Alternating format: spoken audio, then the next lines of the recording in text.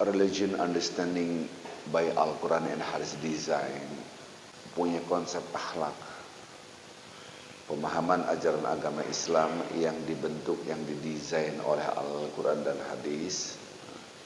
Dia pemahamannya secara komprehensif, secara utuh, mencakup semua aspek. Permasalahannya kita tidak punya ini. Kita punyanya bukan by Al-Quran dan Hadis design, bukan didesain oleh Al-Quran dan Hadis, tapi didesain oleh culture. Ya, kalau culture-nya baik, kadangkala by community, dengan masyarakat yang dipahami di masyarakat menjadilah sebuah pemahaman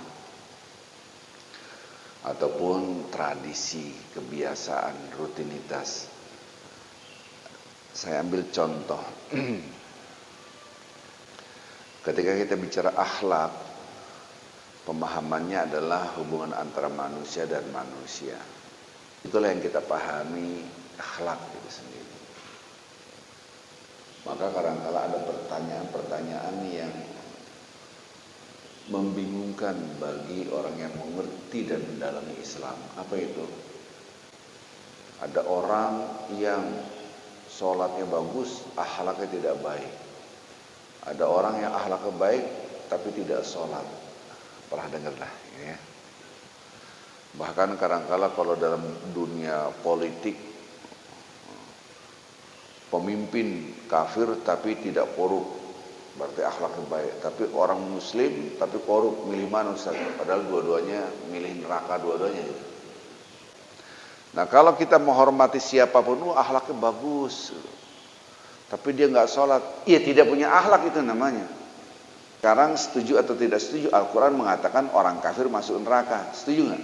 Al-Quran yang ngomong, bukan saya. Tapi orang kafir itu akhlaknya baik, sedekah, keep smiling, lemah lembut. Tapi dia tidak sujud kepada Allah, masuk neraka nggak kira-kira? Udah jelas tuh. Kalau tidak ya kita beda kitab suci kali ya. Ya kan, kira-kira gitu kan. Nah, berarti Allah kejam sekali orang akhlaknya baik masuk ke neraka. Dia tidak punya akhlak karena tidak sujud kepada yang mencipta langit dan bumi serta seisinya. Itu dulu pemahaman yang kita harus luruskan. Nah, itu pun dia tidak menafikan kita harus menghormati orang lain, kan gitu. Karena fitrahnya itu adalah kullu mauludin yuladun al fitrah. Setiap insan memang di dalam dirinya itu sudah diinstal oleh Allah namanya fitratun, kesucian hati. Jadi sesungguhnya orang yang tidak sujud kepada Allah, dia membohongi fitrahnya. Khalifah adalah bagaimana menghidupkan bumi ini dengan amanat Allah. Mengemban amanat Allah untuk menghidupkan, memakmurkan bumi. Konsepnya itu. Saya mencari nafkah untuk anak istri saya bersedekah, saya zakat, saya mudahkan orang lain. Itu namanya konsep khilafah namanya. Konsep kehidupan. Loh, kalau ini 2 poin. Kalau hanya untuk ibadah doang, lihat di tangan saya gitu kan. Ini kan 2 poin. Kan untuk ibadah, untuk menjadi khilafah khalifah. Kalau hanya 1 doang, subhanallah, baca Quran, sholat, nggak mikir yang lain. Mas, ente kalau kayak gitu harusnya mati aja. Kok gitu? Kurang ajar kamu. Loh, Allah tidak ingin menciptakan Anda seperti itu. Kok gitu? Loh, kalau begitu saja Allah sudah menciptakan makhluk seperti Anda itu. Siapa itu? Para malaikat, betul nggak? Malaikat kan diciptakan sudah hanya ke individual vertikal saja. Dia tidak memikirkan sosial horizontal. Yang penting berzikir, ibadah, baca Quran, sholat. Kanan kiri nggak mau tahu. Politik Islam nggak usah. Ekonomi Islam nggak usah. Malah Islam pakai riba apa nggak pakai, halah sama aja. Yang penting ibadah. Masa harusnya ente mati aja? Kok gitu? Lah, Allah kalau menciptakan mau seperti itu sudah ada sebelum manusia, namanya malaikat. Supaya kita ngerti ini. Maka kerjasama ini bahasa Al-Quran, walahum qulubun la ya'qiluna biha. Ada orang-orang yang punya hati tapi tidak berfikir dengannya, dengan kalbu. Kok bisa begini? Kok kalbu berfikir? Redaksi Quran nih masalah. Maka kalau kita lihat bahwa di dalam Islam adalah diberikan porsi akal dan hati. Hati saja itu bisa sesat loh. Jangan salah. Tahu dari mana Ustaz? Mohon maaf ini.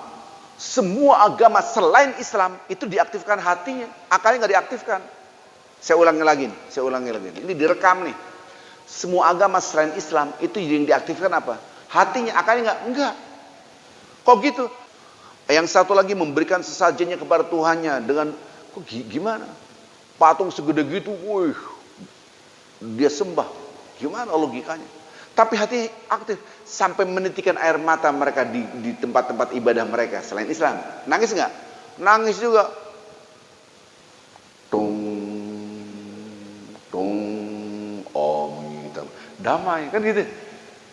Anda ada tembok. Orang-orang Yahudi itu nama temboknya aja adalah tembok ngeratap. Saya ngelihat itu waktu saya ke Palestina. Koptik, Kristen Koptik itu ibadah di bawah tanah itu. Pakai salib semua, pakai salib sini. Saya datang, damai mereka. Hati mereka diaktifkan, akalnya tidak diaktifkan. Nanti digiring ke neraka, apakah Anda tidak berpikir? Kan gitu kan? Jadi orang Islam tidak boleh ibadah seperti agama lain.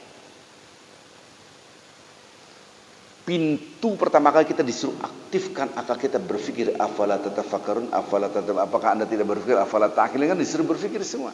Tapi kalau berpikir doang sesat juga. Kok gitu? Iya. Jadi nanti akan pemahaman materialistik. Rahimnya namanya materialisme.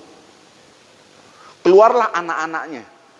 Ada yang disebut dengan ateisme, keluarlah namanya konsep kehidupan ideologi komunisme. Sekarang lagi hangat nih. Gitu. Nanti ada lagi konsep namanya individualisme, yang kalau tadi sosialisme, nanti kapitalisme kan gitu kan. Antara konsep kapitalisme.